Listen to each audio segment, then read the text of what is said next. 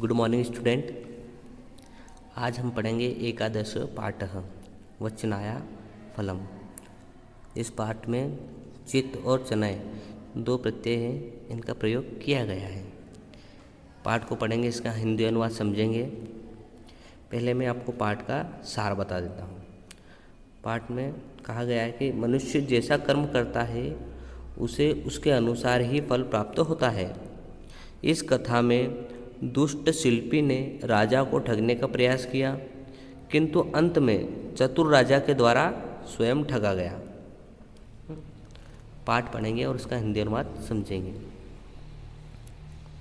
सुनीति भो पूर्णिमे पश्य इदम चित्रम। सुनीति कहती है, अरे पूर्णिमा देखो यह चित्र। पूर्णिमा पश्यामि सिंहासने तु नृपः तिष्ठति समीपे एषः कः अस्ति। देख रही हूँ सिंहासन पर तो राजा बैठे हैं, समीप में यह कौन है।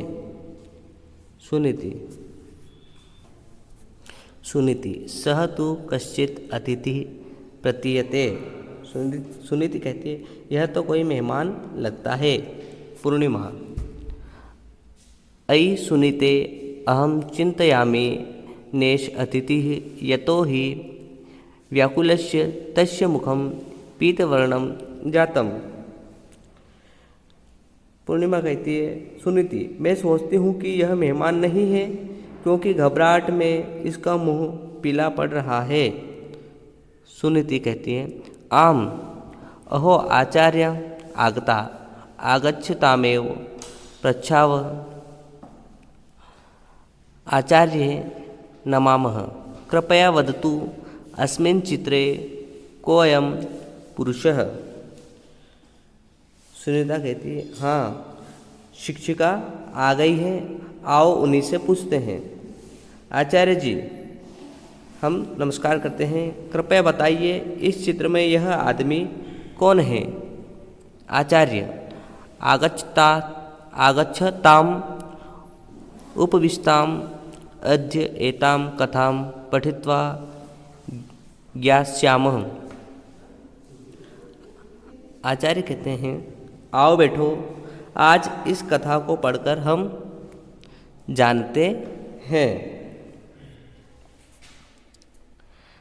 आचार्य कहते हैं, एकदा कश्चित् नरपतिः नवीनं भवनं रचयितुम् अवाच्छत्।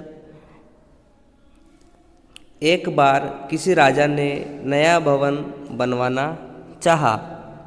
एतदर्थं सः एकं कुशलं भवनशिल्पिनम् आकारयत्।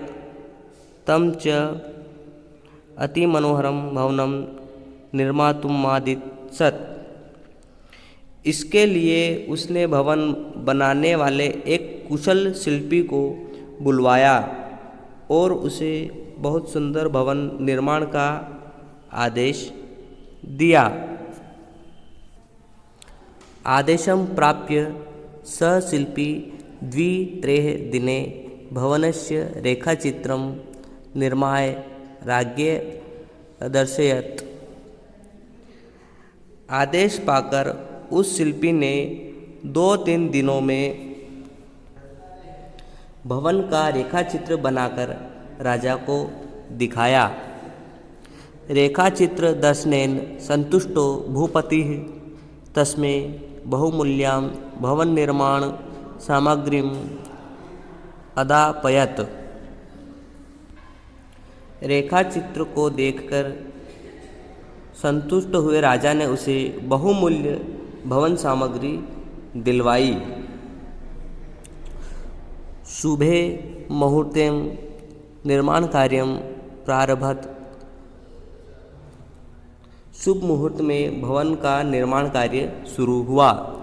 अनेके कर्मकराः शिल्पिनः च कार्ये नियुक्ता अभवन्। अनेक मजदूर और शिल्पी काम में जुट गए। शनैः शनैः भवनस्य स्वरूपं स्पष्टं भवत्। धीरे धीरे भवन का स्वरूप स्पष्ट होने लगा। तस्य नगरस्य कस्मिन् रमणीये प्रदेशे स शिल्पी अपि स्वकीयं गृहं निर्माति स्म। उस नगर में ही एक सुंदर स्थान पर वह शिल्पी भी अपने लिए घर बना रहा था। एकेन वर्षेण राजभवनस्य निर्माणम् अभवत्। एक वर्ष में राजभवन बन गया। तस्य शोभां विलोक्य दर्शका शिल्पिनं प्रशंसन्ति स्म। उसकी शोभा देखकर दर्शकों ने शिल्पी की तारीफ की।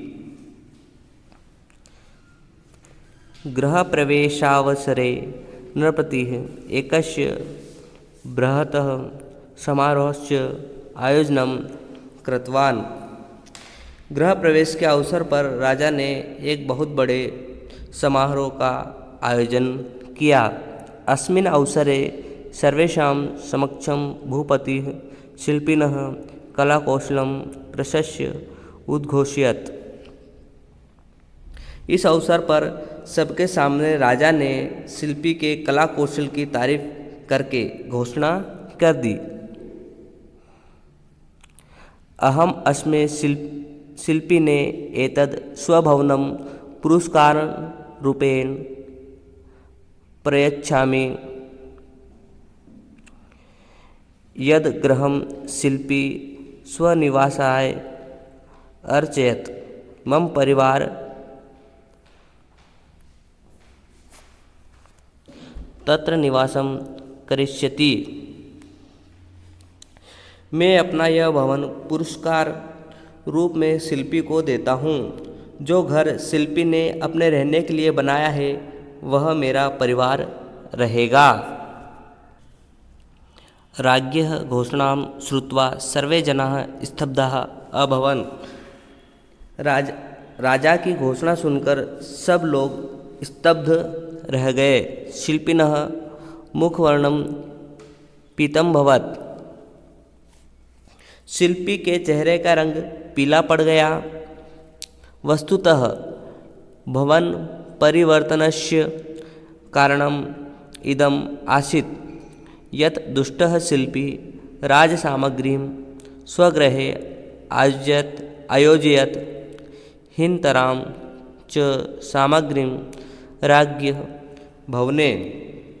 वास्तव में भवन को बदलने का कारण यह था कि दुष्ट शिल्पी ने राजा की दी हुई सामग्री अपने घर में लगा ली थी और हीन सामग्री राजा के भवन में।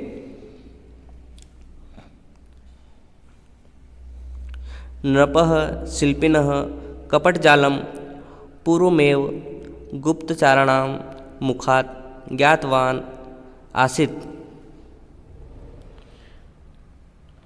शिल्पी के कपट को राजा पहले ही गुप्तचरों के मुख से जान चुका था।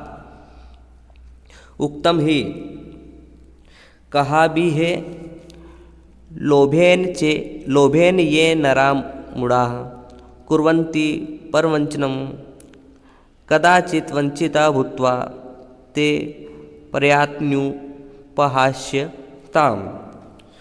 जो मूर्ख लोग लोभवश दूसरों को धोखा देते हैं, ठगते हैं, कभी वे लोग भी दूसरों द्वारा ठगे जाने पर हंसी के पात्र बन जाते हैं।